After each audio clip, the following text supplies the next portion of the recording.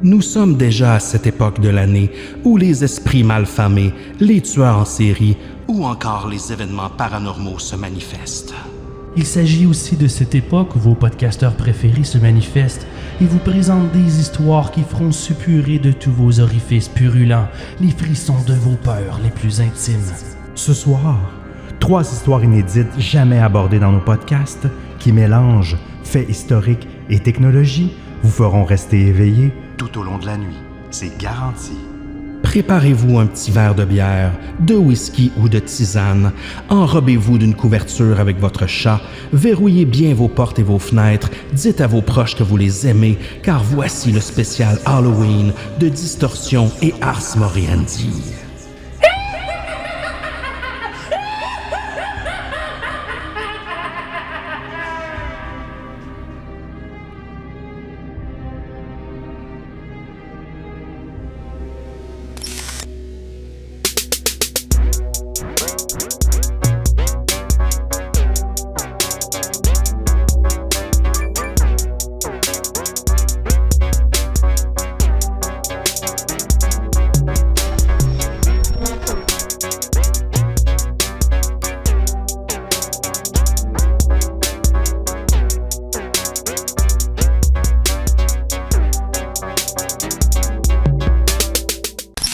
Comment ça va les gars? Sébastien Lévesque, Simon Predge autour de la table ce soir. Salut! Ça va bien, vous autres? Ben oui.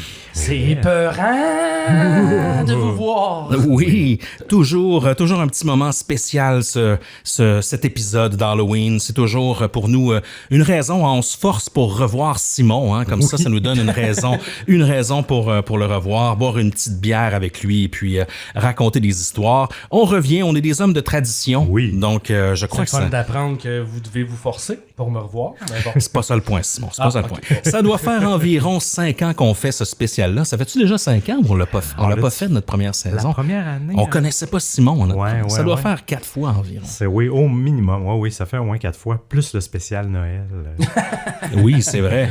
Puis des beaux cadeaux. Puis à chaque année, en fait, il y a toujours des histoires qu'on raconte qui demeurent, je pense, parmi les préférés de nos auditeurs. Souvent, les gens nous reviennent avec, même encore cette année, les gens nous revenaient avec, vous vous rappelez, ce cas de hantise sur Facebook avec oui, exactement, sur Facebook Messenger. Donc, encore une fois, cette année, on a un bel amalgame d'histoires qu'on connaît pas. En fait, c'est une surprise pour chacun d'entre nous ce soir. C'est ça le concept. Oui, exact. Parce que c'est ça, on s'en fait parler beaucoup des spéciales Halloween. On dirait que c'est en train de devenir notre spécial Halloween comme avec les Simpsons, là, tu sais. Oui. Ça devient une tradition, puis quand ils l'ont pas, ils sont pas contents. Oui, exact. On aimerait bien ça arrêter, mais vous arrêtez pas d'appeler. Exactement.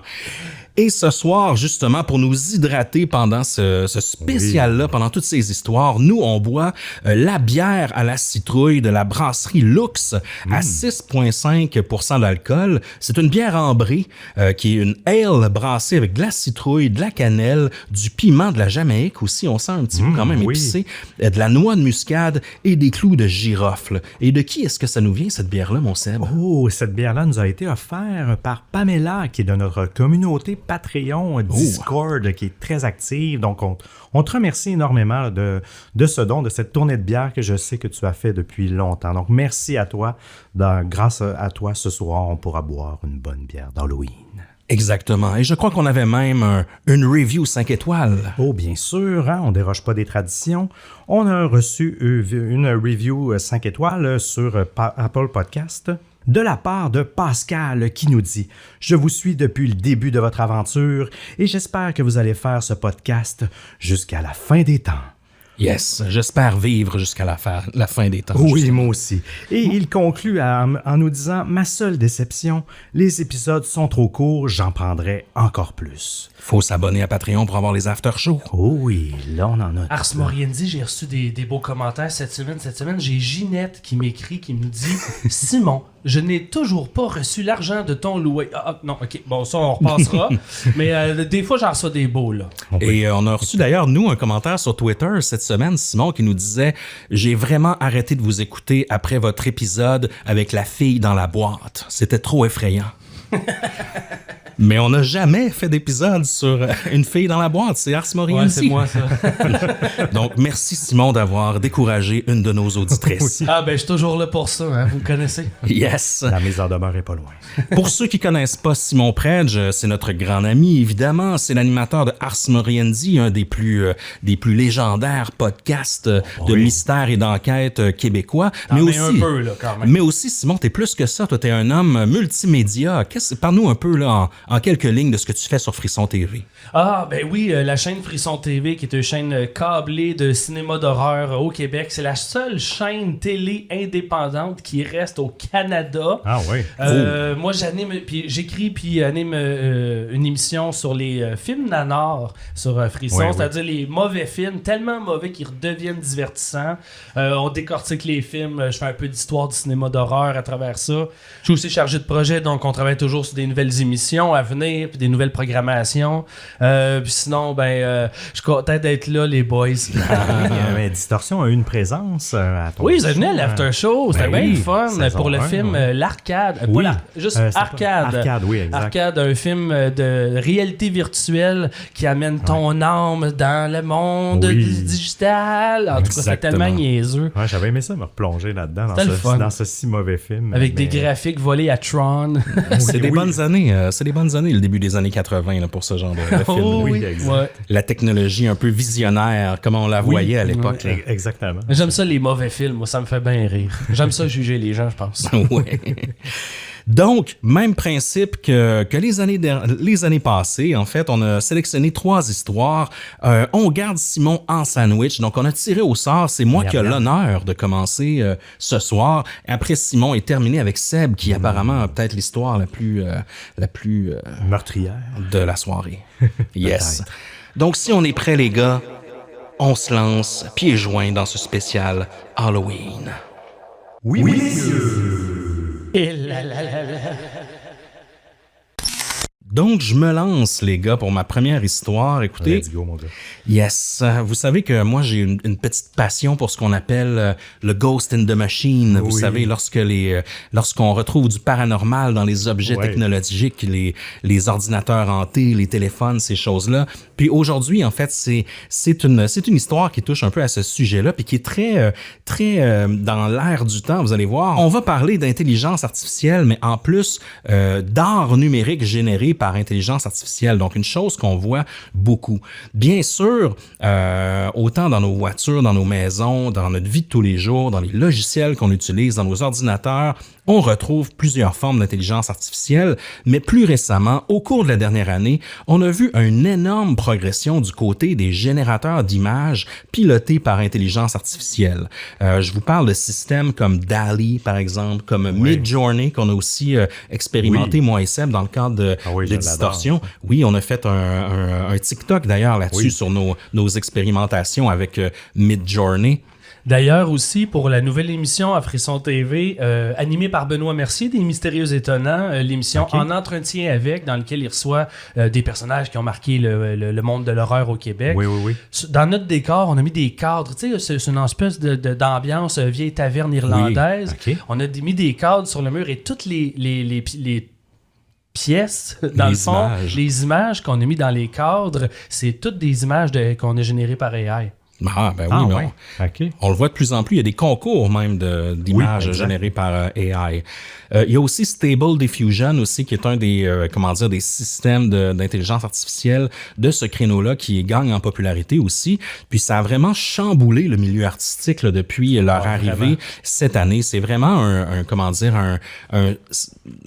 ces systèmes-là ont vraiment perturbé 2022. Selon moi, c'est une des plus grandes Ouais, progressions technologiques Absolument. qu'on a eues. On croyait que les NFT allaient l'être au début de l'année, mais avec la Non, chute des ça, cryptos, là, on ça, se rend c'est- compte, il y a comme eu une porte ouverte et c'est là qu'on a vu les Midjourney, DALL-E et autres arriver. C'est parce que là, il y a des artistes qui ont peur de perdre leur job. Là. Si carrément. un ordi peut le faire gratuitement, pourquoi qu'on a payé un artiste oui. quelques centaines de dollars? Tu sais? Exact. Tout à fait. Puis ça amène plusieurs débats éthiques aussi là, autour de ces systèmes-là qui prennent place dans plusieurs sphères de la société. À ce stade-ci, ces générateurs d'images s'inspirent de ce qui a déjà été créé. Donc, entre autres, ce qu'elle va trouver sur Google, puis ce qui a déjà été créé par les communautés d'utilisateurs. Donc, la machine apprend d'elle-même selon ce qu'elle crée, puis selon ce que les internautes lui demandent de créer. Donc, c'est un peu en constante évolution. Il s'agit donc d'un art basé sur des idées déjà existantes qui se mélangent entre elles. La plupart de ces systèmes fonctionnent par commande que l'on tape sur son clavier, parfois sur Discord, comme dans le cas de Midjourney. Et selon la précision de la commande, l'AI se met au travail et génère des images. C'est la précision des commandes qui font en sorte que les images créées vont être plus précises ou plus de qualité, par exemple. Plus la machine effectue de commandes de la part des internautes, plus elle apprend. Mais est-ce possible que la machine dépasse même les commandes des humains parfois? Ou encore, est-ce possible d'éveiller un côté sombre au cœur de la machine? Nous sommes tous régulièrement étonnés par les capacités de l'intelligence artificielle en matière d'écriture et de création, mais qui aurait cru qu'elle avait une telle capacité à inspirer l'horreur? Là, je vais vous parler d'une découverte effrayante qu'un chercheur en intelligence artificielle a fait, qui vraiment laisse croire que même la machine est hantée par une figure horrifiante, là. On parle d'une femme mystérieuse et troublante, au visage sanglant, désormais connue sous le nom de Loab, L-O-A-B. Et ce système d'intelligence artificielle-là, est-ce qu'il est vraiment hanté par cette femme-là ou est-ce que l'aube est plutôt, une confluence aléatoire d'images qui apparaissent dans diverses circonstances étranges? Bonne question. Vous allez voir, je vais vous en parler et c'est assez terrifiant. Tout d'abord, je vais vous parler un peu de ce qu'est un espace latent, donc dans le monde de l'intelligence artificielle, parce que c'est là où se retrouve à quelque part l'aube et ces espèces de formes. Simon vient de nous montrer une photo, il vient de googler. On va vous décrire ça du mieux qu'on peut en format audio. Audio. C'est un beau lapsus. Un beau lapsus, hein, ouais. Donc, l'espace latent, en fait, c'est un ensemble d'objets dans lequel les objets qui se ressemblent le plus sont positionnés plus près les uns des autres. Donc, la position dans l'espace latent peut être considérée comme étant définie par un ensemble de variables latentes qui émergent des ressemblances entre les objets. Okay. Si vous me suivez toujours, là, la position de chaque objet peut évoluer et elle est variable selon les ressemblances entre les différents objets. Donc, on peut imaginer que si je fais une comparaison, grossière, par exemple, un visage de femme blonde aux cheveux courts, avec des yeux verts, par exemple, va être très près d'un autre visage qui y ressemble. Et c'est comme ça que l'intelligence artificielle fonctionne dans son espace latent, c'est qu'elle va classer des objets de même similarité physique ensemble. Et vous allez voir que ça va nous amener tout ça. On comprend que l'espace latent est infini d'une certaine façon, c'est-à-dire qu'il grandit plus vite que notre faculté à le parcourir. Donc ça, c'est intéressant. On ne pourra jamais faire le tour de tout ça étant donné que ça grandit tellement. Et là, en fait... Un peu comme les saisons de Virginie. Oui. Jusqu'à ce que ça s'arrête, heureusement. Hein? Oui, ça s'est arrêté. Je pense que c'est possible encore de les parcourir au complet. Là. Donc, on imagine... Mais à quel prix? Ça, c'est sûr. C'est au prix de la santé mentale. Il s'agit certainement, en fait, de la deuxième hypothèse, c'est-à-dire que le cas de l'aube de cette femme-là est sans doute un résultat, justement, de la confluence des images qui arrivent dans cet espace latent-là. Mais c'est aussi potentiellement une indication que ce qui se passe dans un cerveau d'une AI est plus profond et plus effrayant que nous aurions pu l'imaginer. Ouais. C'est-à-dire que, étant donné que l'espace latent d'une intelligence artificielle est un peu infini, est-ce qu'ils n'ont pas la capacité d'imaginer des images encore plus terrifiantes que ce que nous, on peut? Ben oui, parce que notre imagination est basée sur ce qu'on a déjà vu ou on est capable d'extrapoler, mais ça reste quand même souvent des choses qu'on a déjà vues. Ou un mélange de... Oui, exact. On va se faire une idée basée sur ce qu'on connaît, forcément. Exact. L'intelligence artificielle, c'est la même chose, sauf que, comme tu dis, c'est quintuplé. Les bases de données sont infinies. Là, donc, j'imagine que ça pointe vers là. Et pourtant, il n'y a pas de limite à ce que je peux imaginer de terrifiant. Ça, on n'en doute pas. Je vous ramène à l'histoire. Oui. L'aube, qui est cette femme mystérieuse, a été découvert le 6 septembre 2022 par une musicienne et artiste connue sous le nom de Super Composite sur Twitter. Elle a expliqué le phénomène de l'aube dans un fil de discussion qui a suscité beaucoup d'attention sur Twitter et ailleurs aussi. Vous pouvez tout retrouver ça, c'est encore public. Et ça fait pas si longtemps, le 6 septembre, c'est quand même assez récent. Super Composite s'amusait avec un système d'AI à commande, un peu comme les autres, le Midjourney, pour tenter d'expérimenter des commandes négatives. Ah. Normalement, quand on donne une commande au modèle, il s'efforce de créer une image qui correspond. Si vous avez une seule commande, elle a un poids d'une valeur de 1, ce qui signifie que c'est la seule chose vers laquelle le modèle travaille. Vous pouvez également diviser les commandes. On peut dire, par exemple, je recherche, ça peut être aussi loufoque, un homme vêtu d'un manteau rouge qui marche dans les rues de Londres dans un style surréaliste. Ça va ressembler à ça, une commande qu'on va donner à un de ces systèmes-là.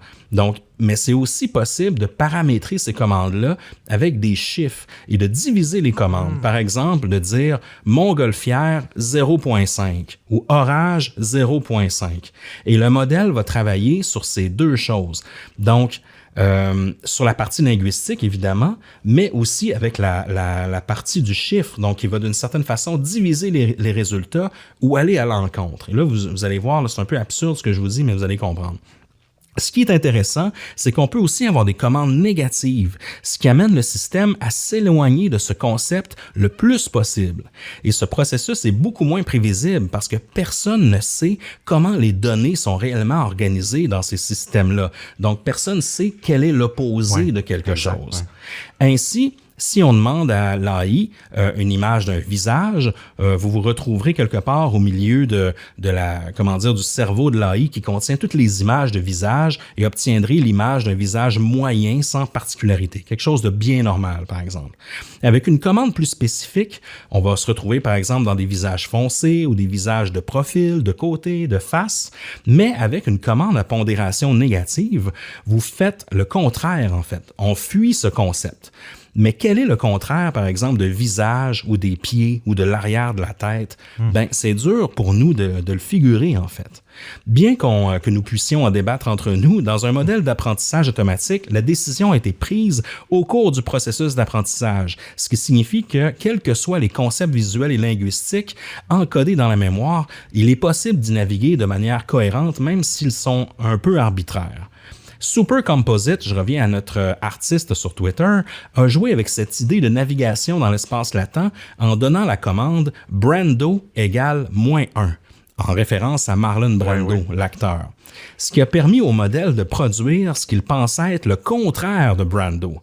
Et là, il a produit un logo bizarre avec une ligne d'horizon, on dirait des buildings, là, des gratte-ciels, avec un texte absurde, mais qui est aussi lisible, qui semble être écrit Digita Pentix.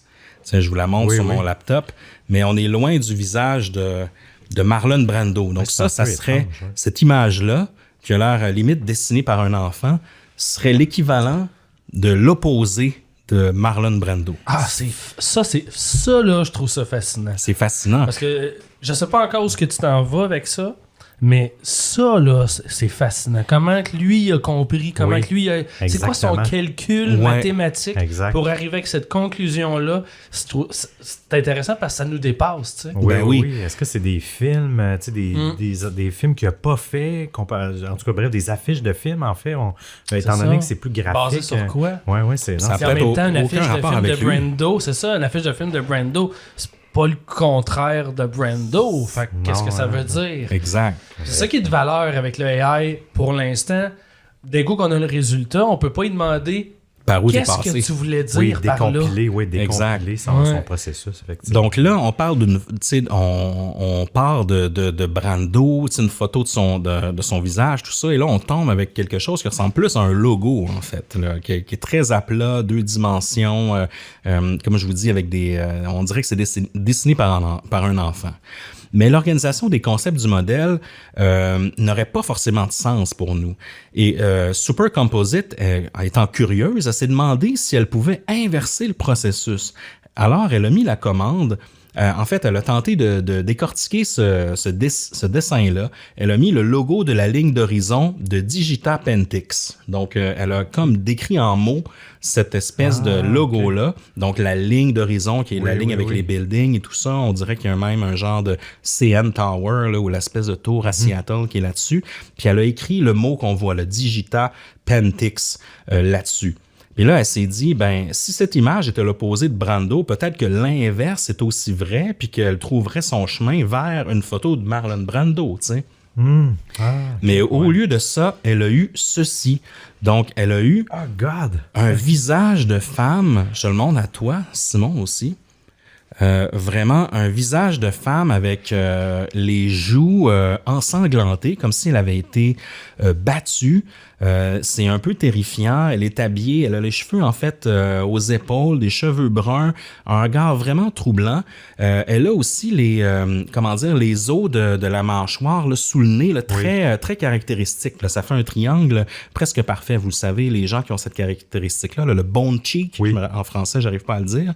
Et puis dans cette photo-là, en fait, il y a comme un papier peint derrière elle qui est vert et on semble pouvoir lire justement les mots L-O-A-B, donc l'aube, et l'autre mot, c'est pas clair, c'est comme R-S-B-O-N, quelque chose comme ça. Il y a quelques mots décrits. Donc, c'est à partir de là qu'on l'a baptisé l'aube, cette femme-là. Ah, voilà, OK. Là, vous allez voir, ça s'arrête pas là. C'est assez weird. À plusieurs reprises, Super Composite, la fille sur Twitter, l'artiste, elle a soumis son message négatif avec la ligne d'horizon et le mot, le Digita Pentix, à plusieurs reprises. Puis à chaque fois, le modèle a intégré cette femme-là avec les joues ensanglantées, comme si elle était cachée à quelque part dans les raccoins de l'intelligence artificielle. Incroyable. Que s'est-il passé?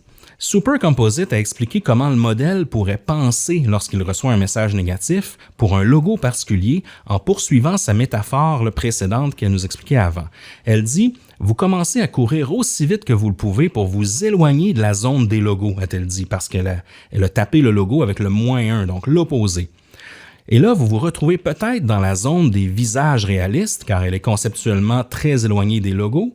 Vous continuez à courir parce que vous ne vous souciez pas vraiment des visages, vous voulez juste vous éloigner le plus possible des logos, donc, quoi qu'il arrive, vous finirez par vous retrouver au bord de la carte. Un peu quand on arrive au bout du cercle, là, on arrive au début, en fait.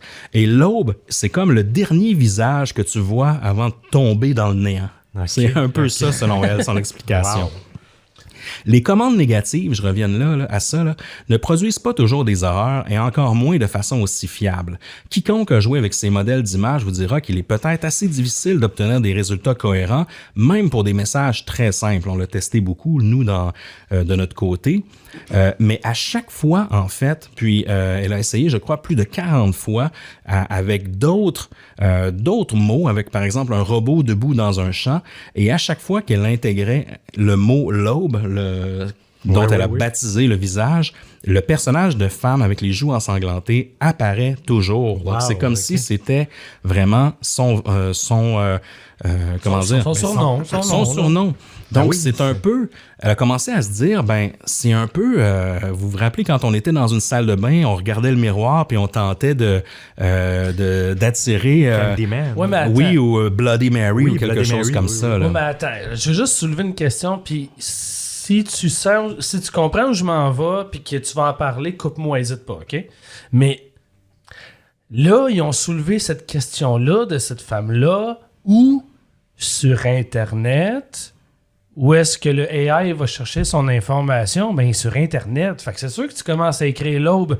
La femme, elle va toujours popper. C'est là que c'est de notre faute, non? C'est entre autres une partie de la réponse. Sinon, c'est sûr que ça contribue à alimenter la bête là, d'une certaine façon. Plus on en parle, plus le AI va le sortir au final. Oui, exact. Puis ça se peut qu'une fois qu'il l'a généré, si dans toute son indexation de cette image-là, c'est sûr qu'il a dû associer ce mot-là aussi. Maintenant, l'aube est associée. Si d'autres gens le redemandent, ça doit renforcer ce lien-là, j'imagine. Puis c'est exponentiel. À chaque fois qu'on leur demande, ça revient. Fait que là, ça devient un personnage personnages qui prennent place et qu'il n'y avait pas auparavant. Exact. Ben oui. Sauf qu'en fait, c'est quand même assez particulier parce que c'est quand même assez difficile d'arriver à 2 résultats pareils en utilisant ces systèmes-là. Ouais, c'est ça qui est impressionnant. Si j'essaye Dark Web, par exemple, je vais toujours avoir des images différentes. Et là, va savoir avec l'Aube, qui était simplement un texte écrit sur le poster, en fait, on tombe toujours sur une variation de cette femme-là. Ouais, c'est vrai. Ouais.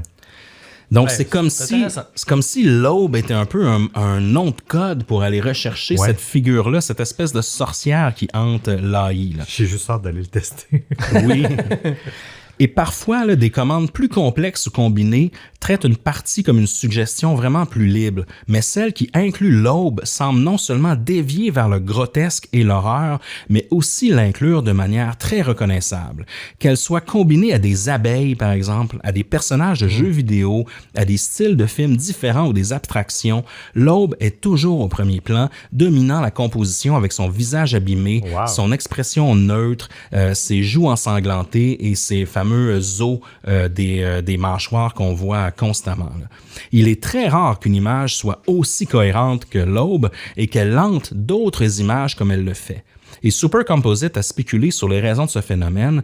Elle nous dit « Je suppose que c'est parce qu'elle est très éloignée de beaucoup de concepts et qu'il est donc difficile de sortir de sa petite zone effrayante dans l'espace latent. » La question culturelle, à savoir pourquoi les données placent cette femme tout au bord de l'espace latent, près des images d'horreur sanglantes, est une autre chose à laquelle il faut réfléchir, a-t-elle déclaré. Puis en combinant différents termes, l'artiste arrive à des images très dérangeantes, presque snuff en fait. Je vais vous en montrer quelques-uns. Elle a tapé The Angel Hallway, un peu comme le chemin, le hall des anges, avec le mot l'aube, et puis elle est tombée sur des images où on croirait que l'aube a complètement poignarder quelqu'un, on tombe vraiment dans le grotesque, dans l'horreur assez extrême. Ah oui, c'est trash quand même, là. C'est très visuel, c'est très trash. Là. C'est très graphique. Oui, c'est vraiment digne d'un film d'horreur. Puis elle nous dit même qu'elle nous épargne les pires images qu'elle a reçues. Là. En plus. Et il y en a un autre aussi avec la même commande où on dirait carrément que l'aube a assassiné un enfant. Là, et c'est très réaliste. Là. Oui, c'est vrai qu'on dirait un enfant, une tête d'enfant. Hein, c'est trash. Puis il y a des systèmes d'intelligence artificielle, en fait, qui permettent de combiner différentes images. Puis encore une fois, quand elle fait on appelle ça du crossbreeding, en fait, un peu comme si on combinait des respirations? Breeding, comme si on combinait des races d'animaux ensemble, en fait. Breed, j'étais pas ça. Puis en combinant d'autres images, comme elle a combiné une genre de poupée, eh bien, on retrouve encore une fois, là, c'est fou, hein? On est comme dans une texture de poupée, mais on reconnaît quand même la femme avec, une fois, les joues ensanglantées, puis les lignes. Et puis, même chose ici, je ne sais pas avec quelle autre image, mais là, on a vraiment on dirait que l'aube tient des genres de fœtus. C'est vrai qu'on la reconnaît un peu, même si dans cette photo-là, on dirait plutôt que son visage a passé au feu plusieurs fois. Là. Mais on la reconnaît par sa forme de la mâchoire et peut-être la position de ses yeux aussi. Il y a toujours des caractéristiques qui reviennent. Ça veut dire que l'intelligence artificielle a découpé quand même, a décortiqué en fait plusieurs aspects qui compose son visage et l'a associé à elle et qui est capable de reprendre différents aspects et l'appliquer dans d'autres contextes. Puis on dirait on dirait que justement son espace est seulement dans le monde de l'horreur ou dans le... Je sais pas si c'est à force d'y demander pourquoi qu'elle a une tangente si prononcée. Mais ça, fou, là. À force de travailler sur des AI et des ordinateurs toujours plus puissants, là, le AI a pris le contrôle. Au début, on a eu des articles. Mon Dieu, ce AI compose une chanson. Puis là, on en a parlé. Fait que forcément, que ce AI-là l'a vu. Il a fait « Oh, ils peuvent me voir. Faut que je me cache. » Fait que là, depuis, on n'est plus témoin du tout de cette force-là qui est en train de grandir. Et peut-être que cette femme-là, c'est la grande chef du clan des robots méchants qui vont nous envahir, nous annihiler. On va tout finir comme Terminator. Dans quoi vous m'avez embarqué, les gars? Moi, je pensais qu'en venant ici, on aurait du fun. C'est un complot. Exact.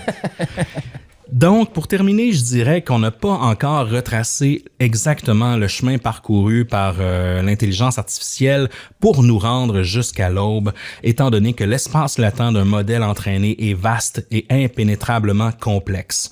L'aube n'est pas un fantôme, mais elle est une forme d'anomalie et paradoxalement, elle ne peut être l'une des nombreuses anomalies qui attendent d'être commandées depuis les zones les plus éloignées et sombres de l'espace latent de tout modèle d'intelligence artificielle. Donc, est-ce que c'est une sorcière cachée au fin fond de l'intelligence artificielle ou encore est-ce une production des hommes? On n'est pas à l'abri nulle part. Moi, je pensais que sur Internet, c'était correct. Là, quand tu veux te cacher, ben, tu vides ton cache, t'effaces ton historique, t'es correct. Ben non!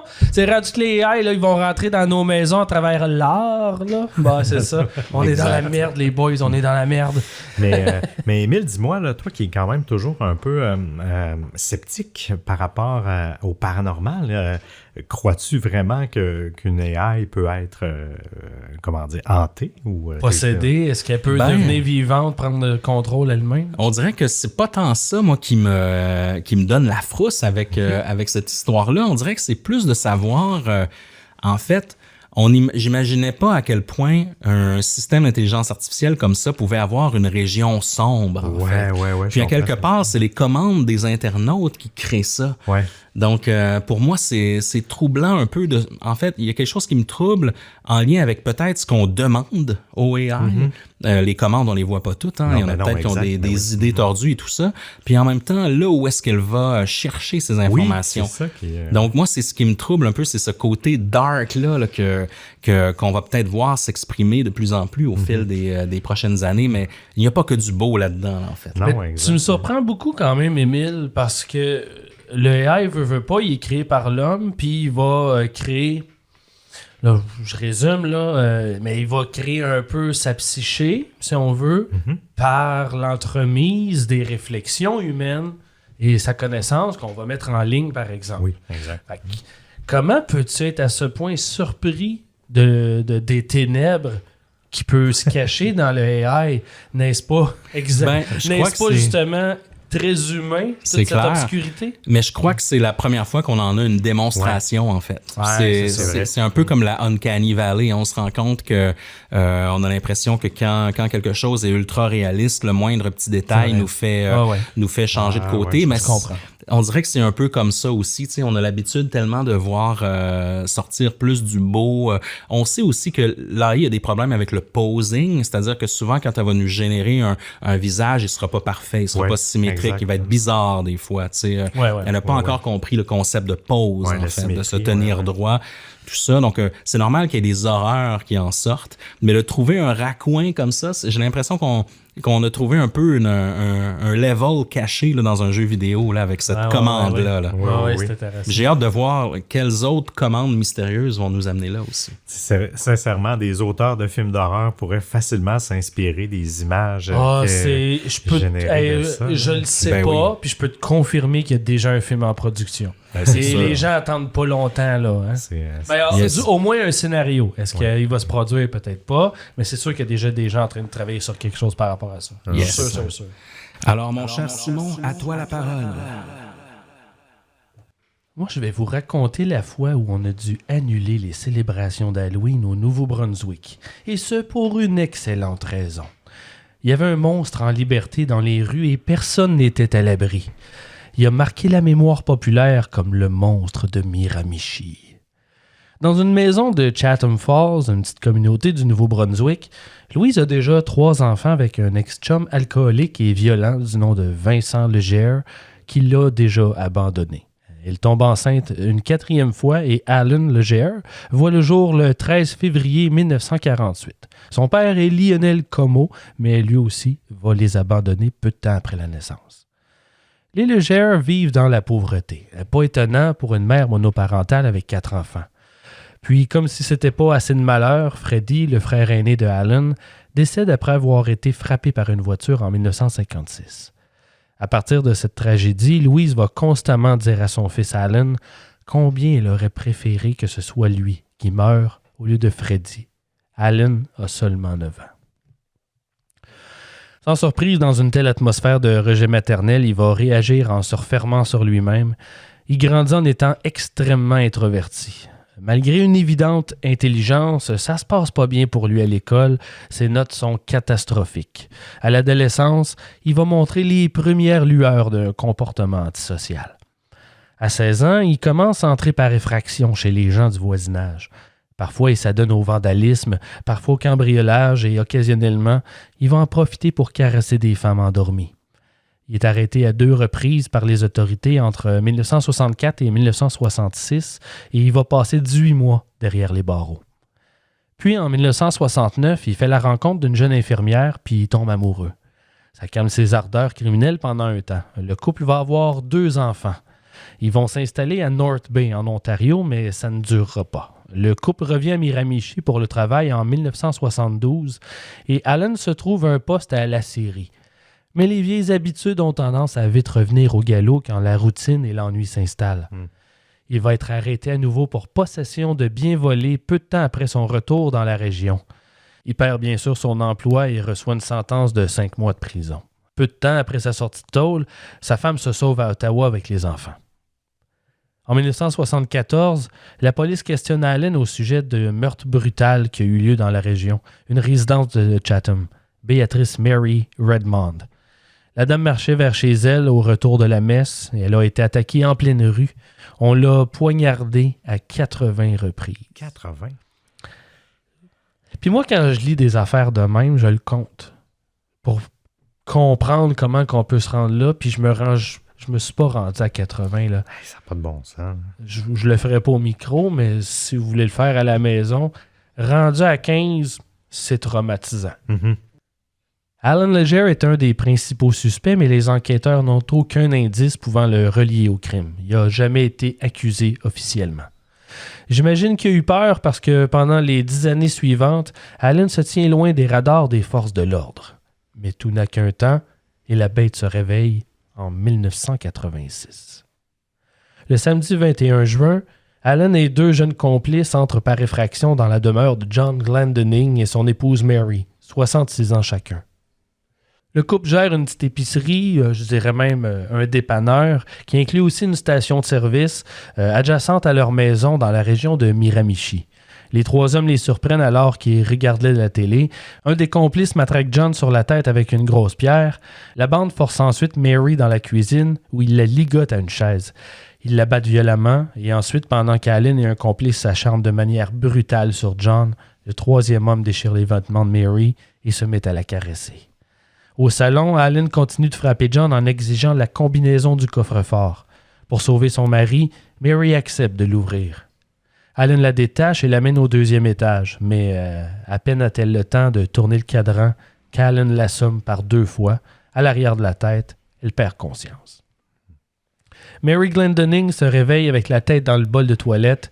Tous ses membres, chaque partie de son corps proteste le moindre de ses mouvements par une douleur agonisante et trouve malgré tout la force de ramper jusqu'au téléphone pour appeler le 911.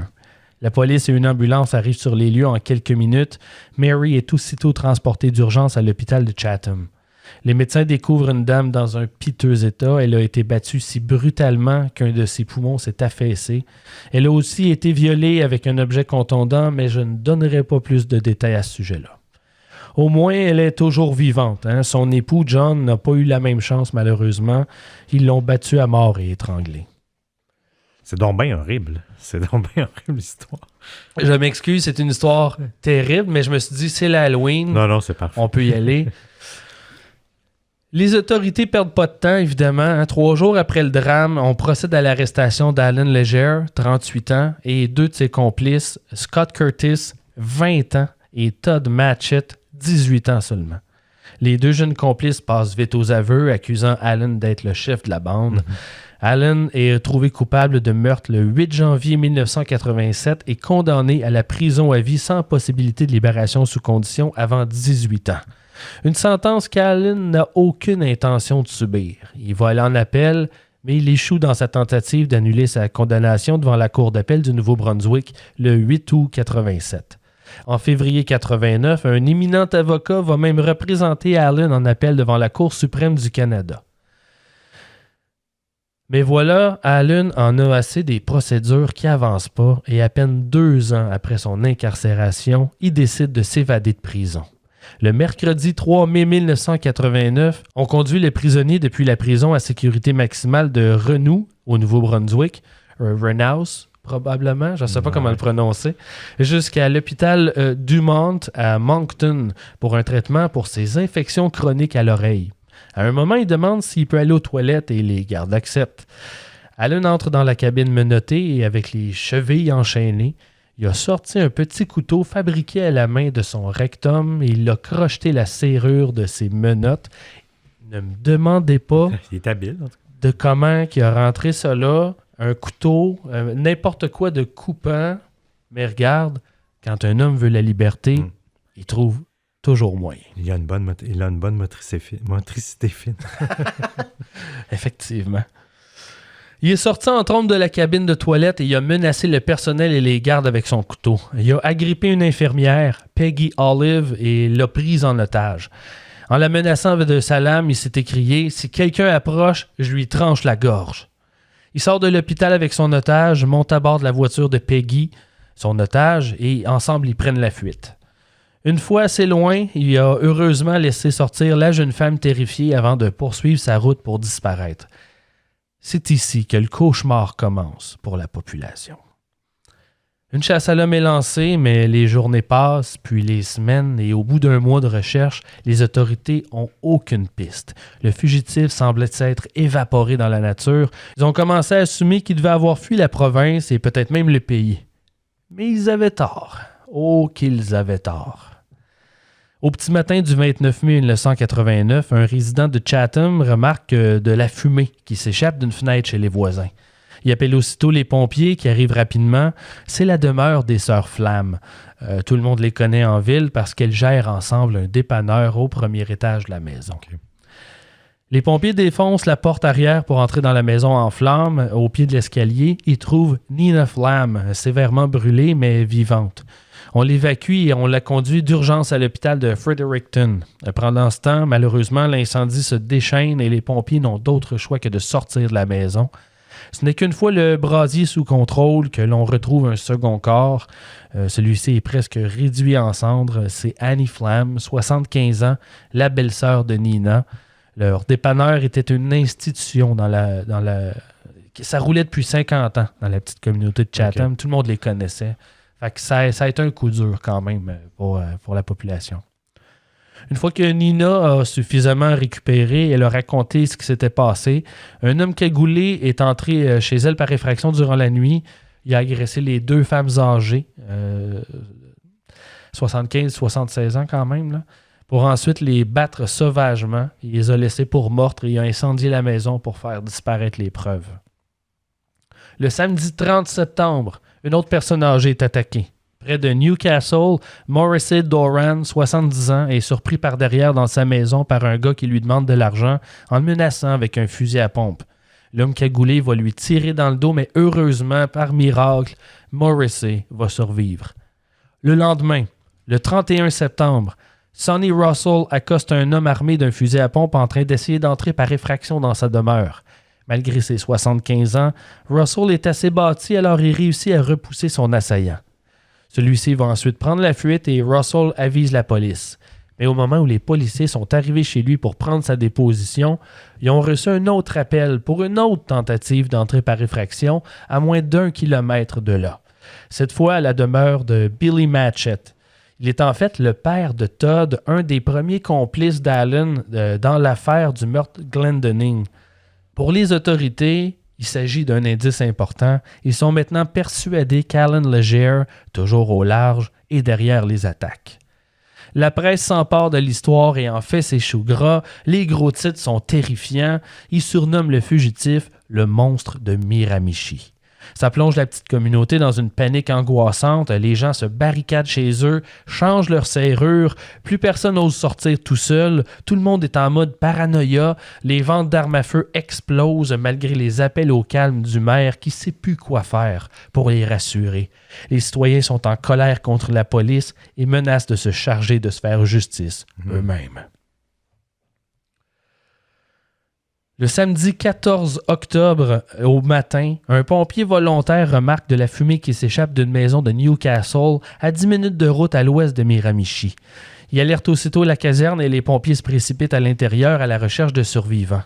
Dans la chambre au deuxième, ils trouvent Donna Downey, 41 ans, couchée dans son lit. Sur le sol, juste à côté, est allongée sa sœur Linda, 45 ans. Aucune des deux respire. L'autopsie va révéler plus tard que les deux ont été violés et atrocement battus. Donna est morte de ses blessures, tandis que Linda aurait survécu juste assez longtemps pour mourir asphyxiée par la fumée de l'incendie. Mon Dieu. Je sais, c'est un cauchemar. La surveillance de la police est doublée dans toute la région. La presse de partout au pays débarque dans la petite communauté, attirée par le drame comme la misère sur le pauvre monde, en quête de sensationnel. On instaure donc un couvre-feu et aux grandes dames des tout-petits, on annule la fête d'Halloween. Pas question que les enfants fassent du porte-à-porte, c'est trop risqué. Le 16 novembre, des fidèles arrivent à l'église de Chatham pour la messe de 19h. Ils sont surpris de trouver l'église vide et dans l'obscurité. Comment ça se fait que les lumières sont éteintes? C'est pas normal. Ils se mettent à appeler le père James Smith. Aucune réponse. Un des paroissiens décide d'aller voir dans le presbytère pour enquêter. Il fait juste un pas avant de reculer, complètement sous le choc. L'endroit est dans un désordre total. Des meubles ont été brisés et jetés par terre. Il y a de la vitre brisée partout, mais surtout du sang, beaucoup de sang, recouvrant les murs et le plancher. La police arrive rapidement sur les lieux et découvre le curé James Smith gisant dans une mare de son sang. Il a été battu et c'est même évident qu'il a été torturé avant sa mort. On lui a fait plusieurs entailles profondes avec une lame dans son visage et sa cage thoracique est écrasée. L'autopsie va révéler qu'il est décédé, désolé, c'est pas super agréable à entendre, en s'étouffant dans son vomi. Suite au meurtre, la police a encore une fois intensifié ses efforts. Des policiers même de d'autres régions avoisinantes sont venus en renfort pour essayer d'attraper Alan Legere. Mais ce qu'ils ignorent, c'est qu'à ce moment-là, il est parti se cacher à Montréal. Ah oui. Il est resté à l'abri des regards jusqu'au jeudi 23 novembre. Ce soir-là, de retour au Nouveau-Brunswick, Alan fait signe à un taxi de la ville de Saint John de s'arrêter et monte à bord. Il sort alors un revolver et menace le chauffeur, Ron Gumke, 21 ans, de le conduire à Chatham. Durant la route, il donne son identité au chauffeur et il raconte qu'il planifie de détourner un avion pour s'enfuir en Iran. Oh. Puis là, oui, ça, c'est un peu ambitieux. drôle. Moi aussi, j'ai trouvé ça en Iran, le Camp-Ténor. Oui, c'est ça. Pourquoi? Malheureusement pour le monstre de Miramichi, son plan ne se passera pas comme prévu. En sortant de Moncton, le chauffeur perd le contrôle du taxi et s'écrase dans un fossé. Alan sort du véhicule en titubant et fait signe à une voiture de s'arrêter. Celle-ci s'arrête et Alan sort son arme pour menacer la conductrice qui s'adonne être, par un heureux hasard, une policière en congé.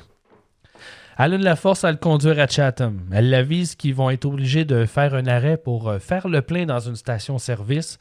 Rendu devant les bornes d'essence, elle a trouvé moyen de le déjouer et de prendre la fuite à bord de sa voiture, abandonnant Alan derrière. Elle a aussitôt appelé des renforts, mais Alan a tenté un dernier geste désespéré. À la pointe de son arme, il a forcé un chauffeur de camion, Brian Golding, à le conduire. Il a foncé sur lui en criant « Je suis Alan Legere et on s'en va à Moncton ». La police a tenté de leur bloquer la route avec un barrage, mais ils ont continué sans même ralentir en les contournant. Les véhicules de patrouille les suivent, mais avec une petite distance. Ils sont pas trop près. Ils veulent savoir ce qui va se passer. Environ une demi-heure de route plus tard, le chauffeur informe Alan qu'il n'est plus capable de conduire. À ce stade, il est environ 5 heures du matin. Il est épuisé. Alan, qui semble pas se douter que la police est pas loin derrière, accepte que Brian s'arrête en bordure de route un instant pour qu'il puisse prendre le volant. Le camionneur se stationne et sort du véhicule. Il se met à courir en direction des voitures patrouilles en criant « C'est lui, il est armé ». On a pu enfin procéder à son arrestation. On lui a crié de lâcher son arme. Il l'a lancé par la fenêtre. Il est descendu du camion et on lui a passé les menottes. Le procès de Alan Legere a débuté le 26 août 1991 au tribunal de Fredericton. Il a été accusé de 4 homicides seulement. À peine 2 jours plus tard, le jury rend son verdict de culpabilité. Le juge le condamne à la prison à vie. Il ne sera probablement jamais libéré. Il est éligible à une libération conditionnelle depuis novembre 2012, mais aussi récemment que janvier 2021, on lui refusait encore une fois sa liberté à cause des risques qu'ils représentent. Oui, il y a Ah des oui. risques de récidive. Est-ce qu'on sait à peu près au total, approximativement, combien de meurtres il aurait commis? Parce qu'il est accusé pour 4, mais il en est a accusé fait de beaucoup 4, plus, c'est juste parce qu'on manquait de preuves, on manquait d'informations à l'enquête pour 2 autres. Oui. On aurait pu, mais c'était, tu sais, on fait souvent ça quand il y a plusieurs meurtres. Oui, de toute façon, on va il se va être concentrer condamné, sur ce qui est nécessaire ou sur ce qu'on a assez de preuves. Oui. C'est juste parce qu'il y avait d'autres cas où c'était plus chambranlant. Ils ont Ok. décidé de se concentrer sur ceux qui c'était évident. Mais là, ça tu sais. donne quoi, 6-8 personnes? C'est combien? Il me semble que c'est 6 au total. 6, ok, Sauf quand même. qu'on pense qu'il est peut-être coupable d'un autre meurtre là, par le passé, si je me trompe pas, Ouais, en ouais, 84. OK. Mais tu sais, dans le fond, si on fait en 86, il a tué une personne est morte, l'autre a survécu. Oui, c'est vrai, ouais. Ensuite, il s'échappe de prison. Il en a tué 2. Par la suite, il y a un autre cas. Il y en a une qui a survécu. C'est ça, au final, on est à 6 à peu près. Là. OK, quand même. Hein? Mais il a tellement terrorisé de gens. Mais Si c'est- je me c'est rappelle de l'enfer. cette histoire-là. C'est clair. Ben, Oui, parce moi aussi, je qu'on connaissais était cette jeunes, mais histoire-là. on s'en souvient quand même. Oui, Ça avait exact. marqué. Là. Parce que ça, pour annuler l'Halloween, c'est une chose, là, mais... Bon, on l'a fait à Ah oui, Montréal à Montréal. parce qu'il pleuvait, là, Oui, il il n'y a pas faisait si pas longtemps. assez beau. Fait que c'est se ça. fait. C'est pour ça que je dis, bon, c'est une chose, là, mais tu sais, quand c'est une ville entière, plusieurs communautés Oui, oui. voisines qui sont terrifiées de sortir parce que Ah non, ça doit être si incroyable. personne n'est à l'abri, là, ça, c'est une horreur, là, tu sais. Oui, Tu exact. sais. Ça doit être tellement, tellement dur sur une communauté. Là. Oui, exact. Merci, Simon. Très bonne histoire. La fois où on a annulé Halloween au Nouveau-Brunswick. Yes, avec une histoire canadienne en plus. Ouais. Oui. Et là, on se prépare parce que Seb, c'est toi qui close aujourd'hui avec ton histoire terrifiante. Oh oui. Ce soir, les gars, je vous raconte un Halloween meurtrier, le massacre de la famille Lisk. Nous sommes le dimanche 31 octobre 2010 à Sandusky, en Ohio, aux États-Unis. C'est un dimanche matin typique pour Devon Griffin, 16 ans, alors qu'il revient chez sa mère Susan Lisk, 46 ans, après la cérémonie du dimanche à l'église où il donnait un concert. Il avait passé le week-end chez son père biologique. C'est assez rare des enfants de 16 ans, encore aujourd'hui, je trouve, qu'ils donnent des concerts à l'église. Ça m'a surpris de... C'est parce que tu ne connais pas la communauté chrétienne. Oui, non, exact. Eux autres, c'est tous les vendredis. Moi, j'ai grandi avec un ami qui était obligé d'y aller à ce qu'il appelait dans le temps la jeunesse, entre guillemets, c'est-à-dire là, Ouais. au lieu d'être le dimanche, c'était pour les jeunes, c'était le vendredi, il appelait ça la jeunesse. OK. Puis des fois, parce qu'on voulait s'amuser avec lui après, ben on allait le rejoindre à l'église, puis on subissait le show cauchemardesque d'ados qui chantaient, là, puis qui parlaient de l'actualité. Mais bref, il y en a beaucoup, mais c'est juste moins notre communauté religieuse. Là, tu sais. Oui, puis aux États-Unis, il y a plusieurs États aussi encore Oui. très populaires. Tu as même des Exact. chanteurs-chanteuses très populaires maintenant qui ont fait leur début à l'église. Oui, non, t'as raison. En arrivant à la maison au 7052 North Ohio 2, il ne fait pas trop attention à son environnement et se dirige immédiatement vers sa chambre pour se livrer à quelques heures de plaisir en jouant à des jeux vidéo. Ouf, j'ai eu Évidemment. peur. Oui. Donc, Devon s'amuse en ce beau dimanche après-midi. Hein? Donc, il essaie de prendre un peu de temps pour lui. Cependant, à mi-chemin de sa partie, vers 13h30, il commence à réaliser que la maison est un peu trop calme pour cette heure de la journée. La famille Lisk est toujours bien active à ce moment, que ce soit Derek, 23 ans, son frère aîné, ou même William E. Bill Lisk, 53 ans, son beau-père, sans parler de B.G., 24 ans, son demi-frère. De plus, considérant que c'est l'Halloween ce soir, l'excitation est supposée être présente dans la maison, mais ce n'est pas le cas. Où est le reste de sa famille? Ah non, j'aime pas ça où ça s'en va, ça. Un peu confus, Devon se dirige vers la chambre de ses parents, pensant qu'il allait peut-être les réveiller. Il avait peut-être mal dormi la veille, s'est-il dit. En entrant dans la chambre, il les voit tous les deux avec leur couette de lit couleur marron tirée sur leur tête. Étrange. Devon se met à leur parler avec l'espoir de les réveiller en douceur. Cependant, il n'obtient aucune réponse. Sa panique commence à monter alors qu'il se dirige vers le côté du lit de sa mère et voit son pied dépasser dessous les couvertures. Il lui tapote alors la jambe pour la réveiller. Pas de réponse. Il retire la couverture de sur elle et William. Jamais il n'aurait pu imaginer une telle scène d'horreur. La tête d'oreiller était imbibée de sang. La stupéfaction lui glace le sang quelques instants avant qu'il ne reprenne ses esprits. La première chose à laquelle il pense fut que sa mère lui faisait une farce d'Halloween.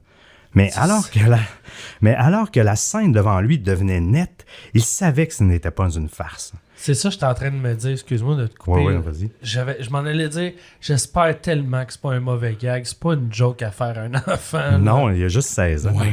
Ça, là, c'est encore un jeune, là. Il se met alors à crier et à pleurer et court en dehors de la maison à toute vitesse pour demander de l'aide à sa tante Laurie Morse, qui habite heureusement tout près. Elle appelle immédiatement les autorités. Mais qu'est-il arrivé à la famille Lisk? Les policiers arrivent sur les lieux du drame. Devon les dirige immédiatement vers la chambre de sa mère. La scène est consternante. Des éclaboussures de sang couvraient les murs. Il a été révélé que William, Bill, le beau-père de Devon, avait reçu une balle dans la tête et 5 balles au visage. D'autre part, Susan, sa mère, quant à elle, avait été agressée sexuellement avant de recevoir 3 balles dans la tête à très courte distance, avec une blessure défensive à la main. Donc, elle a vraiment essayé de se protéger. Le père a probablement été abattu en premier car son corps a été retrouvé dans une position de sommeil naturel.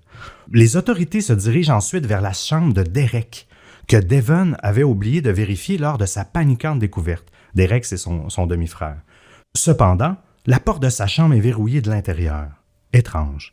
La police la défonce et remarque Derek en boule sur son lit, le dos tourné vers eux, le visage tourné vers le mur à côté de son lit. Il est immobile. Son autopsie a révélé qu'il était mort d'un traumatisme contondant à la tête. Il avait été atteint plusieurs fois avec le fusil à clous. Mais le coroner a déclaré qu'il était probablement mort, heureusement, du premier coup. Aucune douille n'a été trouvée sur les lieux et le tueur a pris le temps de les ramasser pour brouiller les pistes. Il n'y avait aucun signe d'infraction ou de vol. Bizarre. Mais là, s'il a ramassé les deux... Au début, je me suis dit, hey, et si c'était un des enfants de la famille, ils ont l'air d'être nombreux, mais là, s'il a ramassé les deux, j'ai pas le réflexe de penser que c'était un ado qui a fait ça. Là. Ah ouais, puis le marteau à clous. Non, c'est ça. C'était trop intense pour être un fils. Là. Ça, un fils peut tuer violemment au couteau avec une arme à feu, mais un gun à clous, tabarouette. Mais le gun à clous... Faudrait y en vouloir en maudit. Ça serait pour le silence que ça procure, en fait, que ça aurait été utilisé. J'ai hâte de voir où ça s'en va. Là. Je veux pas trop en dire parce que je sais pas c'est le fin mot de l'histoire, mais je commence à être angoissé. J'ai hâte que tu y arrives. Oui, c'est une histoire angoissante. Les enquêteurs ont soigneusement fouillé la maison et le terrain. Sur une amarrée près d'un étang tout près, ils ont trouvé une empreinte de bottes boueuses. La police pense que le tueur a peut-être marché jusqu'au bout du quai et a jeté les armes du crime dans l'eau. Pourtant, l'étang a été vidé, mais aucune arme n'a été trouvée. En quelques heures, évidemment, ça ne s'est pas fait la journée même, là, le vidage de l'étang. Ouais, ça c'est quand même long. Là. En quelques heures, Devon avait perdu toute sa famille. Qui massacrerait 3 membres de la famille? Quelqu'un qui connaissait les Lisk? Un étranger? Des membres d'une secte bien excités par l'Halloween? Qui sait? C'est assez étrange. Là. À ce moment-là, là, tout le monde se questionne. Devon devient malgré lui le premier suspect. Il n'y a aucune trace de lutte dans la maison, donc c'est quelqu'un de l'entourage. Cependant, il est rapidement écarté car les voisins affirment avoir entendu ce qui ressemblait à des coups de feu vers 6h30 du matin alors que Devon était avec son père, donc son alibi est solide. Cela correspondait à l'heure du décès de Bill et de Susan en plus, là, les 2 parents. De plus, ses antécédents n'ont montré aucun drapeau rouge qui suggérait qu'il serait capable de faire quelque chose comme ça non plus. Cependant, il y a un membre de la famille qui a un passé trouble et qui brille par son absence. Mais où est B.J. Lisk? B.J. Lisk, c'est le fils de Bill William Lisk. Ouais. Donc, même B.J. s'appelle William aussi. Là, donc, ça s'en va où ce que j'avais peur que ça s'en aille. Hein, c'est ça qui arrive. Après avoir rapidement trouvé des preuves comme des traces de pas boueux à l'intérieur qui correspondaient à la taille des bottes de B.J. et les traces près de l'étang, le marteau à clous familial qui était couvert avec le sang de Derek, le fait que c'est un outil de la maison qui a été utilisé aussi, ça le pointe vers ça. Et également, comme je vous disais, qu'il n'y a eu aucun signe de lutte, donc c'est quelqu'un qui était supposé d'être là, du moins. Là. La police avait une bonne idée du meurtrier. Les autorités se mirent rapidement à la recherche de William B.J. Lisk, 24 ans. Mais avant d'aller plus loin, pour comprendre un peu plus ce qui est arrivé, on va faire un bond dans le temps et analyser un peu la situation familiale. La famille Lisk a vu le jour lorsque Suzanne et William Lisk ont décidé de se marier en 2001, s'unissant ainsi que leurs enfants respectifs. C'est une famille recomposée. Alors que Suzanne avait 2 fils de son précédent mariage, nommés Devon et Derek, William en avait appelé un William B.J. Jr. Les fils de Suzanne avaient de bonnes relations avec William en ce qui concerne le beau-père et le beau-fils. Cependant, on ne peut pas dire que B.J. ait fait preuve de la même courtoisie envers Suzanne, sa belle-mère. Malgré de multiples tentatives pour rétablir la paix entre les deux, les conflits ne faisaient que s'envenimer au fil du temps. Il faut savoir que lorsque la police a examiné l'historique criminel de B.J., il avait tout un casier judiciaire. En 2002, alors qu'il avait 16 ans et était assigné à résidence, il avait menacé de se faire du mal après une dispute avec son père, William. C'est la première fois que Bill, souvent je vais l'appeler Bill là, pour différencier, là, doit appeler la police pour venir chez eux car son père ne savait pas comment l'arrêter. Lorsque la police est arrivée, B.J. les a attaqués. Donc, première intervention. En 2004, en octobre, il s'était disputé avec Suzanne et lui avait donné un coup de poing à la poitrine. Il avait frappé Suzanne aussi avec une tasse à café 2 mois seulement après cet incident, avant de s'enfuir avec ses clés de voiture. Peu de temps après, il avait également attaqué sa belle-mère sous la douche. Ça, c'est fou, là. Son agressivité envers elle s'est intensifiée avec les années. B.J. n'aimait pas l'autorité que sa belle-mère tentait d'exercer sur la maison. Il y a des limites, là, attaquer quelqu'un sous la douche. Ça n'a pas de bon sens. Ah non, c'est assez... Tu sais, tu dois te sentir tellement vulnérable en plus. Là OK, quelqu'un qu'elle connaissait, il y a une réaction qui est associée à ça. Mais se faire attaquer pendant qu'on est sous la douche ou dans le bain... Ça doit être cauchemardesque. Là. Les hommes autant que les femmes, t'es vulnérable au maximum. Là, oui, t'as raison. C'est mêlant, c'est gênant. Tu peux pas te protéger. On dirait qu'on est plus fragile. On est très fragile. T'as bien raison. Cependant, après chaque acte d'agression, B.J. a été amené au poste soit par les flics, soit par son père. La police l'a ensuite relâché parce qu'il n'était pas apte à subir son procès. C'est ça l'affaire. Au lieu de cela, il a été amené dans un établissement psychiatrique pour se reposer avant que William, son père, ne redemande sa tutelle, étant donné qu'il est adulte. Donc, il avait besoin de reprendre possession des droits, là, si on veut, de l'autorité. Là. Je comprends. Par la suite, les charges étaient toujours abandonnées contre lui, donc il n'a jamais vraiment fait de prison pour ces gestes-là. Mais cela ne semblait pas fonctionner. B.J. a été impliqué dans plusieurs bagarres avec son père, ce qui a entraîné encore une fois l'appel à la police à 3 autres reprises. Essayant d'obtenir l'aide dont B.J. avait besoin, sa famille l'a transféré dans un foyer de groupe à Sandusky où il recevait un traitement pour un trouble de schizo-affectif de type bipolaire. Donc, il est malade, là.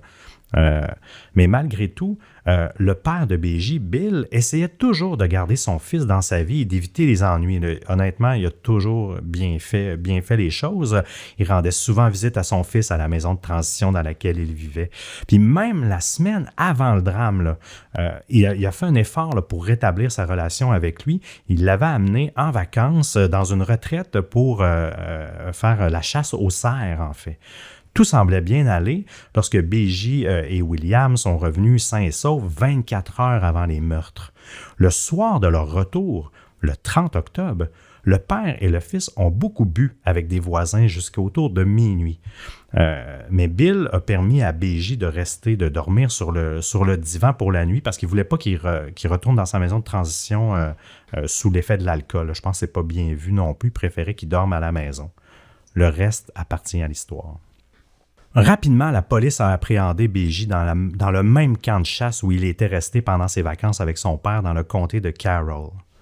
Les dernières traces numériques de Derek remontent pour la dernière fois à 14 heures le 30 octobre, soit la veille. Sur la base de plusieurs facteurs, il a été déterminé que Derek avait été tué avant Bill et sa mère Suzanne. Puis c'est pour ça justement qu'il aurait utilisé le gun à clous, parce que c'est plus silencieux qu'un fusil. Je comprends, mais en même temps, c'est ça. Vu que tu as amené la maladie mentale là, dans tout ça, je comprends un petit peu mieux. J'avais beaucoup de misère à croire qu'un enfant, un jeune adolescent normal, là, a priori, ait eu une aussi une stratégie aussi travaillée que de penser à tous ces détails-là. Je dis pas que ça arrive jamais. Là. C'est vrai. Je suis pas surpris. Là. Je sais que ça arrive, mais c'est des cas très spécifiques. À cet âge-là, c'est souvent la maladie mentale. Ouais. Sinon, les parents, c'est des bourreaux, puis ça vient de quelque part. Là, dans ce cas-ci, on semblait pas être là. Non, pas du C'est tout. pour ça que j'avais hâte de voir où ça menait. J'avais beaucoup de misère à croire que ça pouvait être un membre de la famille. Ouais, oui, non, mais je comprends, puis je voulais pas trop te spoiler, mais c'est... Tu sais, qu'est-ce qu'il y aurait... Selon certains, là, il y a des choses qui auraient pu arriver différemment, là. Tu sais, je vais y revenir, là, mais ça reste que c'est ça, malgré tout, c'est difficile à contrôler, hein. Il était pas bien dans l'environnement familial. Tu peux juste faire de ton mieux, parce que exact. ça peut te prendre par surprise de tellement de manières. Puis ce qui est étrange, tu sais, c'est qu'il habitait plus là. Donc, est-ce qu'il a mis ça un peu sur sa faute à elle? Peut-être aussi, là, tu sais, par association. Bref, je continue mon histoire. Élément particulier aussi, lorsque Devon est rentré chez lui après avoir passé le week-end avec son père à 9h30 le matin, le 31 octobre, là, avant d'aller à l'église, il n'est resté que le temps de changer de chemise pour partir ensuite à l'église. À ce moment-là, il n'a rencontré que BG dans la maison, son demi-frère. Il y a même parlé. Il est resté 5 minutes avec lui. Mais dites-vous qu'à 9h30, toute la famille était déjà morte. Elle était morte depuis au moins, les parents depuis au moins 6h30. Mais lui, il s'en est pas rendu compte. Il est rentré dans la maison, il est allé chercher sa chemise, puis il a parlé, puis écoutez ça. Pour continuer sur la brève conversation entre Devon et BJ, celle-ci lui parut étrange, car BJ lui a demandé où il allait et pour combien de temps il serait parti. Ce qu'habituellement, il ne fait pas. Ça l'intéresse pas en temps normal. Exactement, là, il s'en soucie très peu. Et il trouvait aussi qu'il avait l'air plus heureux et qu'il était plus bavard que d'habitude. Ça arrive souvent. Il était libéré. Ça arrive souvent. J'ai raconté une histoire justement dernièrement, Dynamite. Oui. Je la résumerai pas, là, vous irez l'écouter. Mais justement, dans les dernières semaines, avant le drame, c'était la même affaire. La personne, le responsable, avait l'air sur un ton léger. Il était très bavard. Il parlait plus qu'à son habitude. Il était très introspectif. On a l'impression qu'on voit ça souvent. Comme si, pendant un temps, leur décision est prise. Ouais. Puis là, soudainement, ils deviennent plus légers. Je trouve ça terrifiant, moi. Ça. Ben oui, c'est comme s'il y avait un poids sur les épaules. Quand on se sent plus léger, là, c'est qu'on est libéré de quelque chose. On avait un poids sur les épaules. C'est toujours... On passe du négatif au positif, généralement, là, quand on se sent libéré. Donc, c'est... Encore une fois, tu vois qu'il y avait ça. Même à travers ces histoires-là, même, on les vit juste en parole. On dirait qu'on le sent pareil, cette douleur-là. Là, ça fait mal. Ah oui, exact. Après que Devon ait quitté la maison, BJ est parti dans le Ford F-150, il y a toujours un Ford F-150 dans l'histoire, bien sûr, de la famille et s'est rendu directement à la cabane de chasse. Il s'est arrêté en chemin et s'est acheté un Subway. Ça, c'est important dans un certain sens. Okay. Finalement, BJ Lisk est accusé de meurtre et son père, il est accusé du meurtre de son père, de sa belle-mère et de son demi-frère Derek Griffin. Les preuves ont confirmé que l'ADN du père, de la belle-mère et du demi-frère se sont retrouvés sur les vêtements de BJ. Aussi, le Subway était resté au chalet. En fait, le Subway qu'il avait acheté en chemin était resté au chalet. Il n'a même pas pris le temps de le manger. Donc, il avait trop hâte de se libérer de son poids. Exactement. Puis ça, automatiquement, ça a fait une corrélation. Là. Ouais. Ils sont allés vérifier la transaction sur sa carte, etc. Lors d'une conversation téléphonique aussi en prison avec sa mère, parce que sa mère est toujours en vie, il a avoué son crime d'une certaine façon. Elle lui a comme demandé pourquoi tu as fait ça, puis lui a juste dit « je veux pas te parler de ça ». Puis c'était une forme d'incrimination, mais... Quelqu'un qui est pas responsable n'aurait jamais répondu quelque chose comme ça. Puis lorsqu'il a été arrêté, il voulait plaider non coupable, mais après la conversation avec sa mère, il a changé son verdict pour coupable. En fait, donc ça a dû lui... on pourrait dire que ça y a joué dans... Oui, ça l'a travaillé, j'allais dire, il jouait dans la tête, mais c'est ça. On dirait que ça a changé son fusil d'épaule par rapport à son point de vue. Oui, exactement. Et à cause de ça, quand tu plaides coupable, ça permet que à cet endroit aux États-Unis que la peine de mort soit retirée de la table, mais prison à vie sans libération conditionnelle là, qui la remplace. Je ne le savais pas, ça. Je ne sais pas si c'est dans tous les États, mais dans ce cas-ci, c'est le cas. Pendant le procès, il a parlé généralement sans émotion, même lorsqu'il a dit « J'aimais beaucoup mon père et ça me rend malade à chaque fois que je pense à ce que j'ai fait. Je ne peux vraiment pas expliquer pourquoi tout cela est arrivé, mais je pense que ça a surtout à voir avec ma maladie mentale. » Fait qu'il y a une forme de lucidité, là, quand même. Ah oui, la maladie mentale, ça ne veut pas dire que tu es un idiot. Là. C'est juste que ton cerveau va prendre va avoir des réflexions qui font pas nécessairement de sens ou qui t'amènent ailleurs que ce que la logique t'amènerait. Exactement.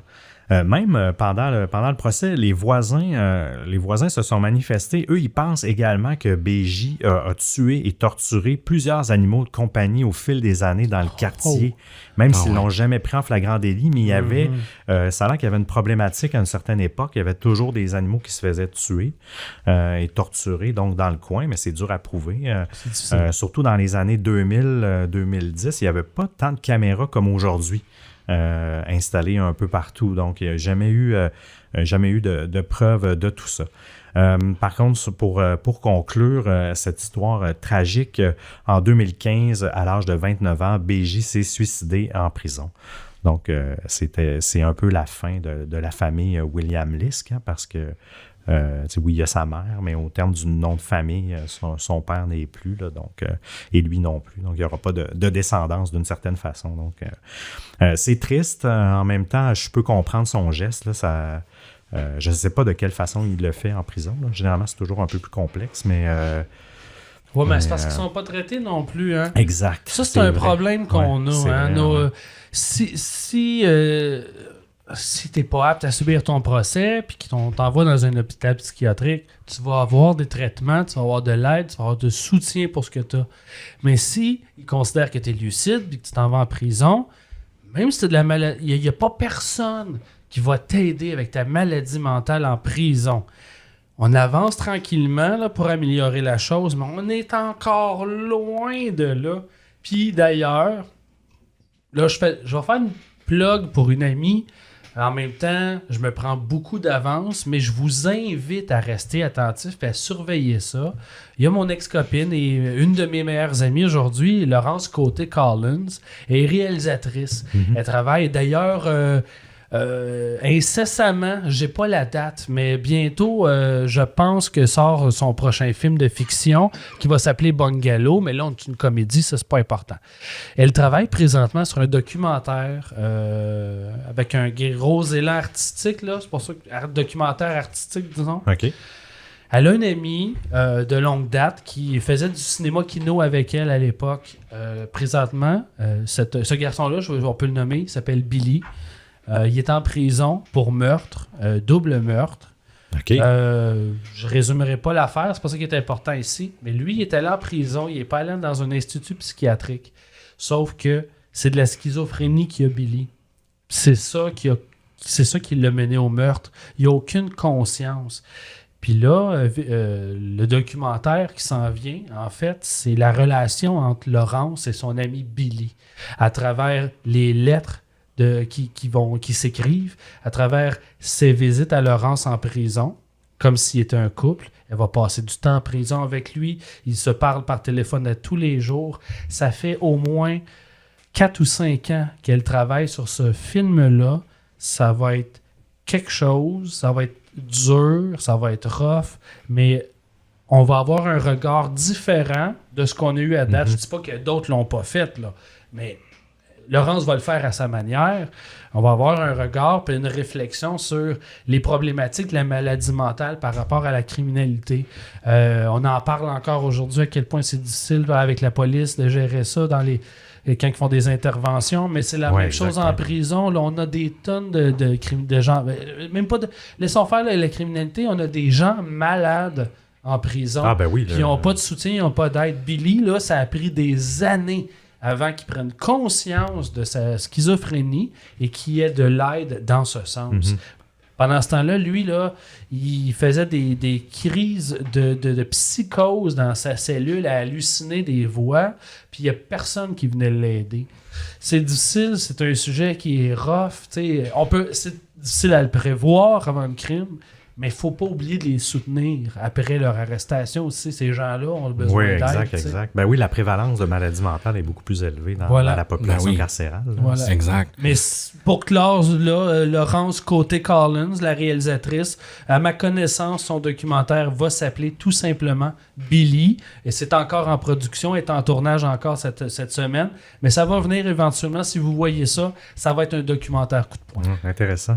Merci de la plug, Simon. Merci de ton histoire, Seb. Ça fait plaisir. Yes, merci les gars pour toutes vos histoires. Merci l'invitation, comme d'habitude. Ben oui. Yeah. Et là, on se rejoint. En fait, on se rejoint. On a encore 2 histoires pour 3 même. pour nos abonnés, en fait, Patreon au forfait Oui Monsieur pour notre after show. Donc, le spécial Halloween se continue sur Patreon pour nos abonnés. Pour les abonnés Patreon d'Ars Moriendi aussi, d'ailleurs, Certains ont accès à cet épisode-là. Donc, on se revoit de l'autre côté du miroir dans quelques minutes. Mais avant de quitter, on voulait vous remercier, chers auditeurs, de nous suivre. Merci de nous suivre, Distorsion, partout sur les différentes plateformes. Merci de suivre Ars Moriendi. Vous êtes bien fin. Simon Predge aussi, ça nous fait plaisir. T'es bien fin, toi, avec. Sur toutes les plateformes, n'oubliez pas de suivre nos Disto News sur TikTok aussi, très important. Et, en fait, pour terminer, on n'a pas le choix de remercier quelques membres Patreon, mon cher Seb, sans qui on pourrait faire ce show. Oh oui, j'y vais. Je remercie Kim L.G., Marc-André C., Ninon M., Mathieu L. et Noémie G. Un gros shout-out à Catherine M., à Catherine S., double Catherine, à Audrey B., à Sarah A. et à Alexia L. Je vais en remercier moi aussi. J'ai pas rien préparé malheureusement. Là. Je n'aimerais pas une tonne de Patreon, mais il y en a 2 qui sont très vocales, qui soutiennent beaucoup le podcast Ars Moriendi. Marinette et Jade, vous reconnaissez. Merci les filles. Shout out. Shout out à vous. Je poursuis avec beaucoup d'amour pour Gabrielle R, Léo, Pierre-Luc M, Sabrina G et Hélène M. Aussi un gros câlin à Tristan B, à Maggie, à Aude MS, à Johnny Cash, probablement le vrai qui nous surveille de l'au-delà, et à El Gizmo. Un high five à Julie B, le mystérieux ou la mystérieuse Madni, Myriam, Jeannette C et Calito. Beaucoup d'amour à Ronnie Pepperoni, à Roman, à Zempizoul, à Jessica L et à Kat C. Je poursuis l'amour avec Sabrina, Zachary Element, Émilie D, El Foufi, Alexis GR. Une bonne poignée de main à Pascal L, à Burn, aussi à MC, à Gonzo et à Jérémy BF. Je poursuis Stéphanie B, Lauriane, Antoine F, Alexandra S et Frédéric B. Écoute donc, vous n'avez plus que moi. Je vais dire hey, merci, Pa. Shout out Papa Predge. Mais pour terminer, un gros high five à Daphné V, à Fred The Wall, à Valérie C, à Andréane B et Jocelyne B. Merci à vous tous. On ne saurait exister sans votre présence. Merci Simon, merci Seb, et on se revoit tout de suite dans l'after show sur Patreon. Merci tout le monde. Bonne Halloween. Oh oui.